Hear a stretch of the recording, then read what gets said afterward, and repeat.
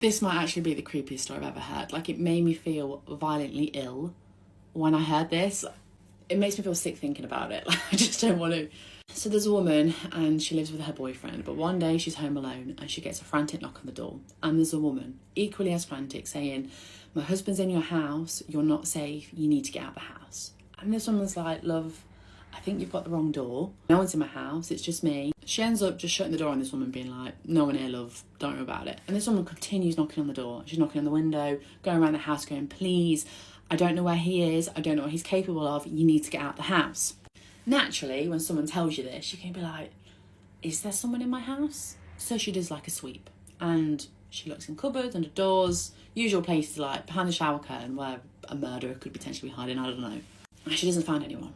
And she goes to the door, and the woman's still there, and she's like, "There's no one in my house, I think you've got the wrong house, do you need me to call someone to come and pick you up?" And then this woman says, "You don't understand, he doesn't want you to find him."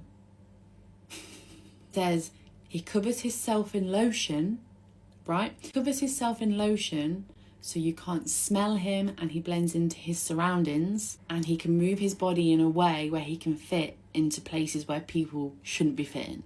So this girl's looking at this woman being like, "Okay, I'm going to call the police." And someone's like, "The police aren't going to do anything. I've called the police on him. I need to come in and show you where he is." And she's getting these red flags, being like, "I shouldn't let anyone in my house." She shuts the door and she calls her boyfriend, and she's like, "What do I do?" And he's like, "Call the police. Like, don't open the door to anyone. Don't let someone in the house. Call the police." She ignores him.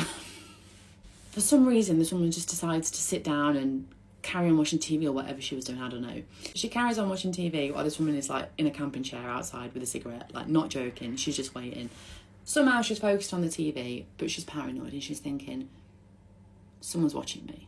And then she decides to follow every surface of her house to find anything out of shape. She goes up the cupboards, down, across tables, looks in corners, focusing on every detail.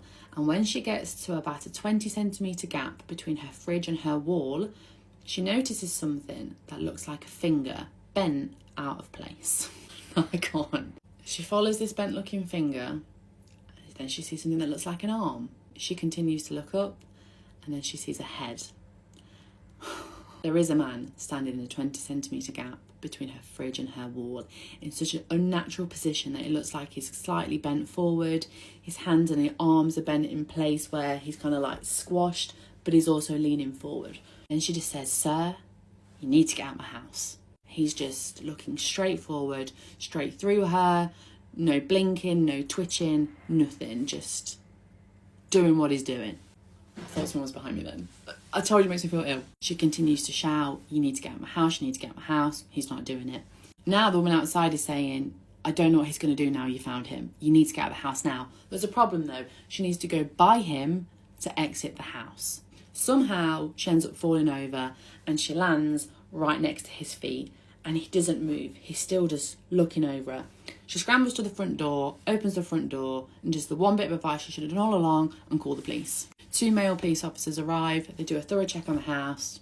No one's there, love. Can't see anyone.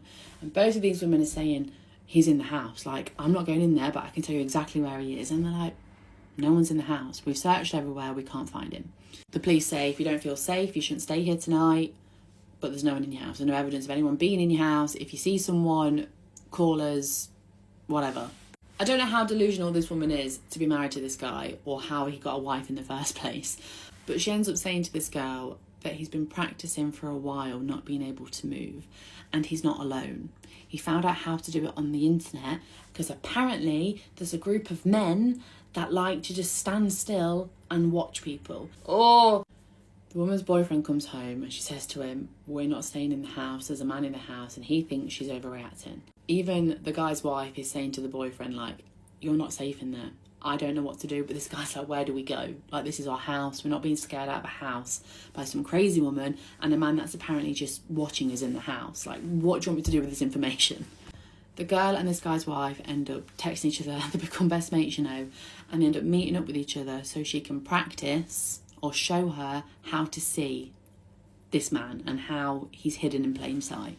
This woman teaches the girl how to see her husband, basically. But then she says, "Let's drive into the city and practice." Then this woman says in the space of about 2 hours, they saw 3 of these men hiding in plain sight. They're just watching and waiting. For what? Who knows? It just seems to me that the 2016 clowns have evolved and now they're doing something scarier. It's like a group of incels on the internet just want to scare people. But it's making me feel ill, violently sick. Like, I'd take a ghost and a demon any day over a creepy weirdo man. Do you know what I'm saying? If you've got a scary story or something you want to tell me, inbox me, hit me up on my email. But try to avoid telling me stories like this because I can't sleep most nights and I'm definitely not sleeping tonight.